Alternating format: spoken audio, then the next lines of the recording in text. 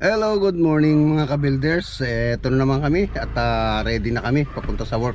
Ay araw ng Sabado at kami po ay magbubuhos ng slab. So pagkatapos ng buhos ng slab, plastering, para na sa ganun po hindi kami magipit dun sa mga gagawin namin. So ayan, ready na yung mga kasangga natin dito sa likod at kami papunta na ngayon sa site. So yes guys, nandito na kami sa site at kami po ay magbubuhos ng slab ngayon. At kung bago ka pa lang po sa aking channel, please subscribe at huwag kalimutang pindutin ang notification bell para lagi kang updated sa aking mga video. So siya nga pala, shoutout kay Sir Lee at sa kanyang mga kasamahan at lalong lalo na doon sa aking mga subscriber na nag-aabang para sa development ng project na ito.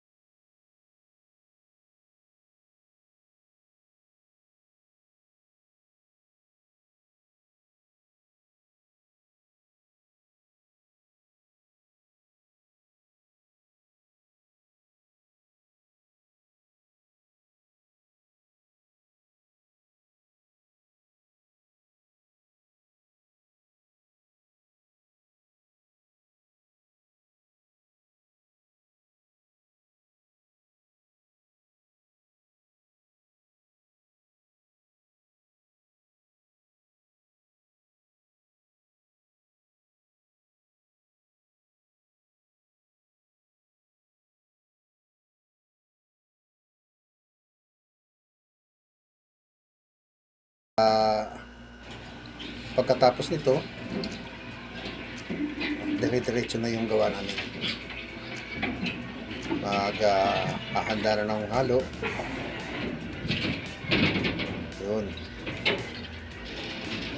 Habang ginagawa naman ito, yung iba naming tao, naghahanda na ng halo. So, kaya yun. Lahat kami abala talaga, sobrang pagod. Sa pa, kailangan talaga laging matibay. Ayan. Dito po inuuna namin yung poste, buhusan, para nasa ganun hindi magpuwersa. Yung pressure ba ng bigat, hindi siya magpuwersa, kaya kailangan alalay lang muna, dahan-dahan. Ayan guys, kami nagbubuhos na ng poste. Ito. So sigurado mamaya mainit na, kaya kailanganin na naman.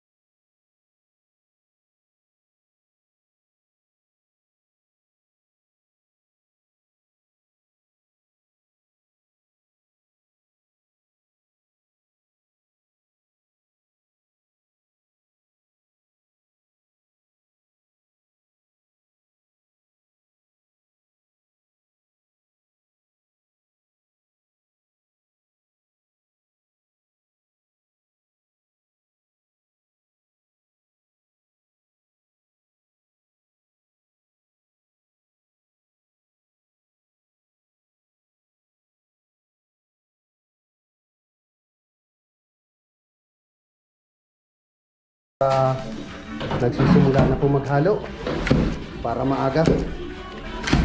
Ito po. At dito, ready na kami sa pagbubuhos. Ayan.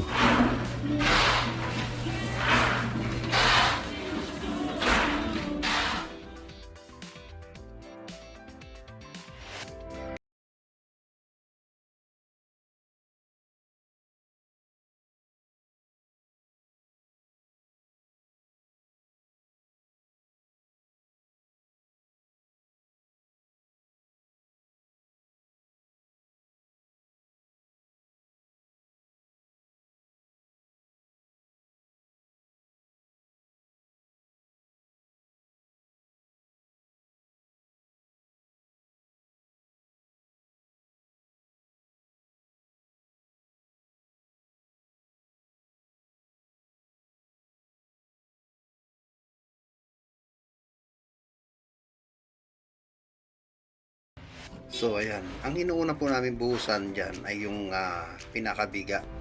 Kasi po, hindi siya pwedeng isabay sa slab dahil oras na mabitin yung halo, so makakatigas ang kagads. Pagdating ng oras, may putol yung biga. So kailangan mauna siyang buhusan para nang sa ganun, pantay-pantay siya. Pero kung mayroon kaming mixer na talagang ibubuhos dyan, yun, pwede yung ganon. Kaya lang, talagang pangkaraniwan na inuuna muna yung biga. Ayan guys. So guys, merienda muna tayo. Kami bababa. Ayan. So, ayan, at may merienda kami. Gawa nga ng medyo mapapalabang kami sa trabaho ngayon. Talagang bigay todo ngayon mga pagbubuhos, lalo pat nasa second floor. So yung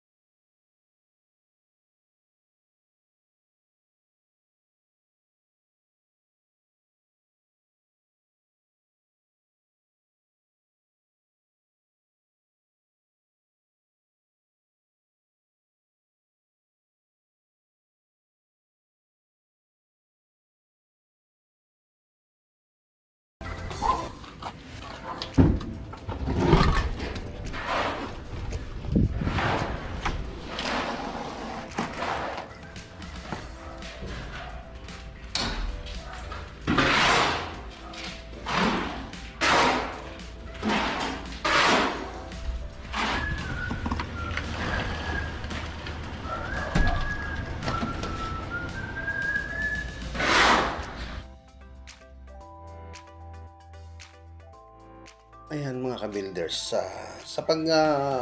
halo po, hindi po kailangan dyan ng hindi marami ang tubig. Kasi po, ang pinaalala natin dito, lalo pat slab, so kailangan wala pong space o pagitan ng mga buhangin at graba na pwedeng absorb doon sa tubig kung sakaling umulan man. Kahit na sabihin natin terrace at may bubong ito, number one pa rin, hindi mawawala yung anggi. So kailangan ang halo niya is more on water. Dahil nga po gawa nga ng kailangan ma-absorb yung unang-una yung waterproofing niya. Kasi nilalagyan po natin, hinahaluan na po natin yan ng waterproofing. Dahil nga po gawa nga ng slab, so kailangan mayroon na po yan. So ayan guys, at kailangan talaga malambot yung halo niya.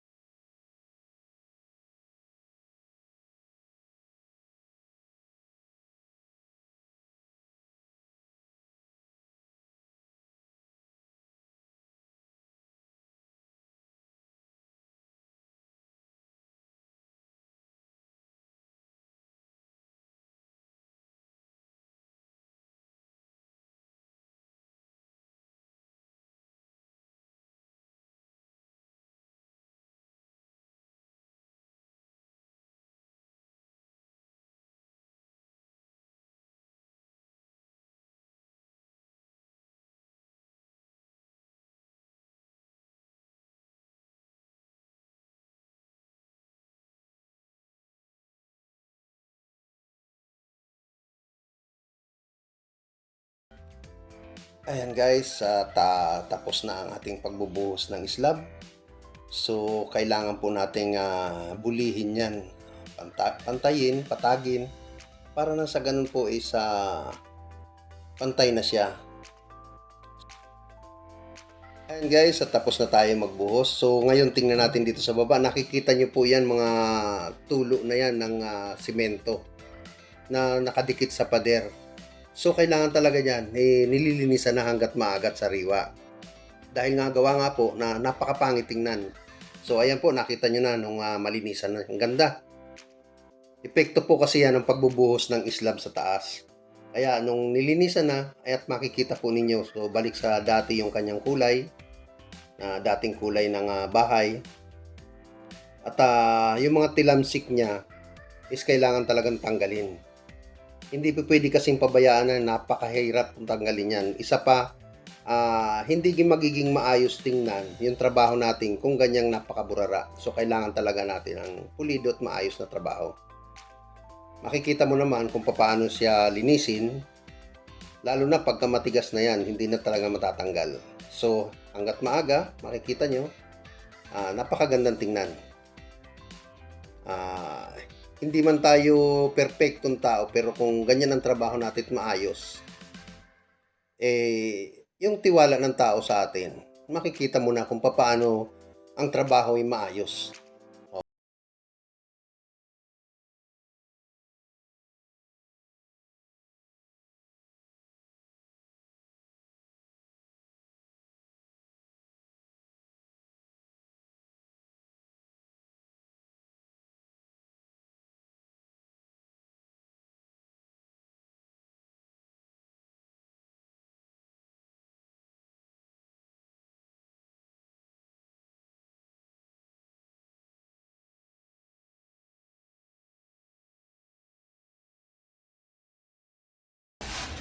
Malinis na yung pinto, wala ng mga tilamsik ng semento galing sa taas.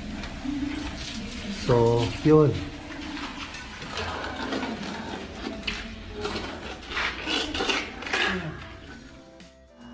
so guys, ayan, at tapos na kami sa pag-i-slab, sa pagbuhos ng slab.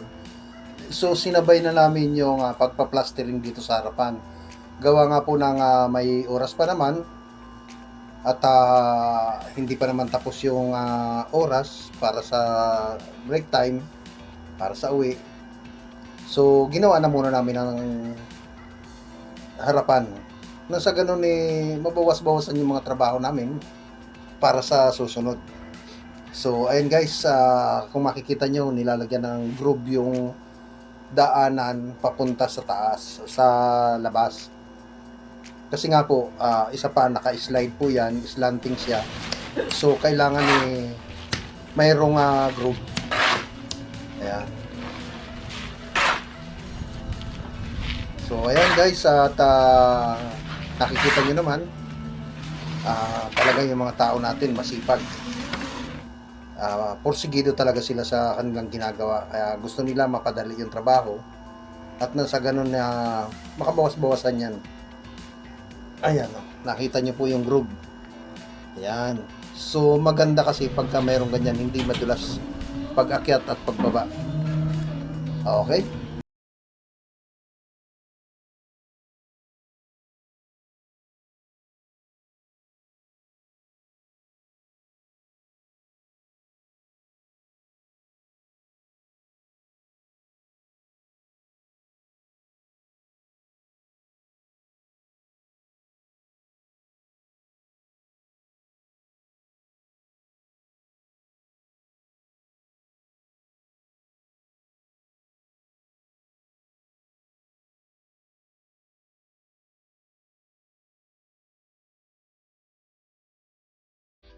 Hanggang sa susunod po.